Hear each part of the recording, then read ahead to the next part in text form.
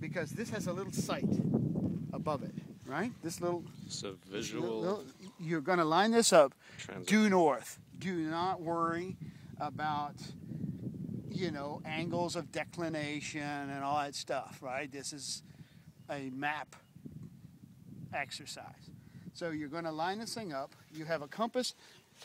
Somebody standing here Does with this have a compass in here? No, that doesn't There's have a no compass. I gave them to the Africans. So there's a compass here that you're marking south or north, and then you're going to line up the second one. You always have two, because one will be corrupted by some piece of metal or something you don't think about, your stupid camera. You know, it's going to mess up one of the readings, right? So you never trust the compass. But you line it up, and you can shoot to a line of sight.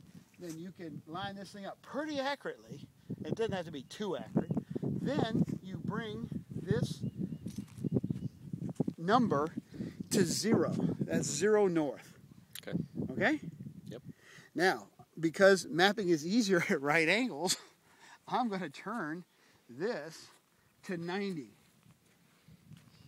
Okay. Mm-hmm. And I'm going to take my rod and I'm going to shoot with a tape. Now I'm going to start with a tape right here. I don't have the tape, but I'm going to take this tape and I'm going to go every 50 feet because I've got a small piece of property. But I would normally do it 100. You would normally. I'll do 100? You would do 100. Okay. So you take the tape out 100 and you got a stick, a PVC, or the rod, doesn't matter, that's heavy. So you just take a piece of PVC, right? And you're setting out exactly. And then put a flag in there? Or keep it with the PVC? Flag it? You're going to flag it. Yeah, you're going to flag it. So you're going to scope this thing out, and I'm going to set this grid, this line of grid, and I know it's exactly east. It's due east, 90 degrees off of north. I'm going to be headed east, and so I've got these flags now at 100 feet, perfectly in line. And how do I know it's in line? Because every flag I've looked at, and I can see the middle of that PVC pipe in my crosshairs.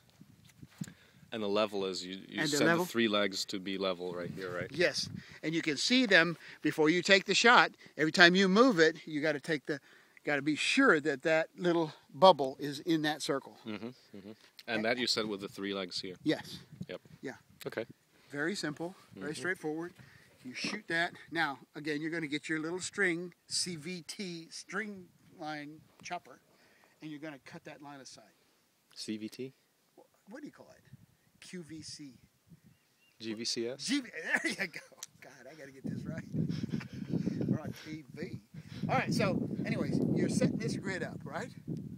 Now, I'm going to do exactly the same thing. I'm going to line this up at the first flag. 100 feet from here, I'm going to line this up, and I'm going to set up watching that pole at the end, so I know I'm exactly east and I'm in line. And I'm going to set this transit up, level, and then I'm going to turn 90 degrees. I'm going to turn back to 0 and shoot the 100 feet. That's at the farthest flag? Going the other way.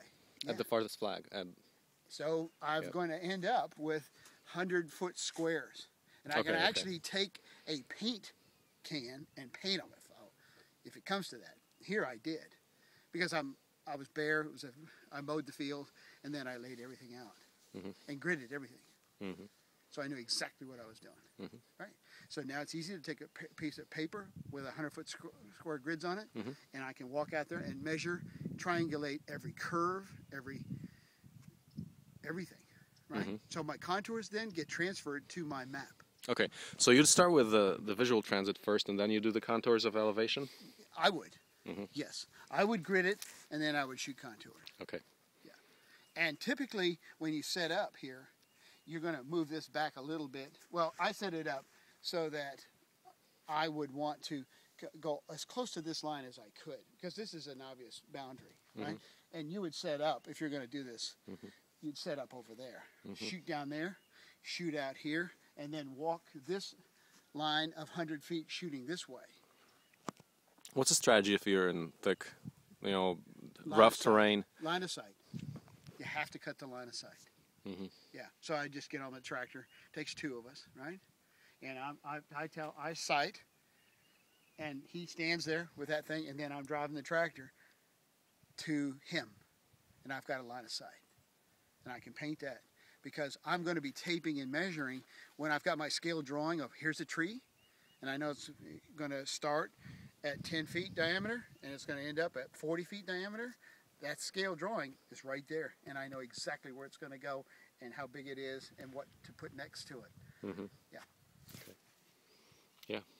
That's how you get from brains to design, theory to model design to footprint to grid. And on top of the baseline map, you see, now I can tell that this grid square, you know, this is numbered A, and you saw the numbering on mine. I know that this has a certain slope and a certain aspect, and I know it qualifies for this. Mm-hmm. So now I'm quickly able to zone. Okay. To scale. And ground truthing is this process This of is the taking process, yes. transit out? Mm-hmm. Yeah. And this one of these visual transits, where do I get them? This is a Home Depot. Mm-hmm. Nothing I've got here is... And how much? That was $240. That's Okay. a pretty expensive piece of equipment. You can get a cheap one. I never would tell you to buy the cheap white or burger $120 deals. It's, if you turn them, they are immediately off. They're unreliable for amateurs. You need to have you feel it by weight, actually. You know, you can tell this is a good piece of equipment. And this sucker will go 2,000 feet, you know. Mm-hmm.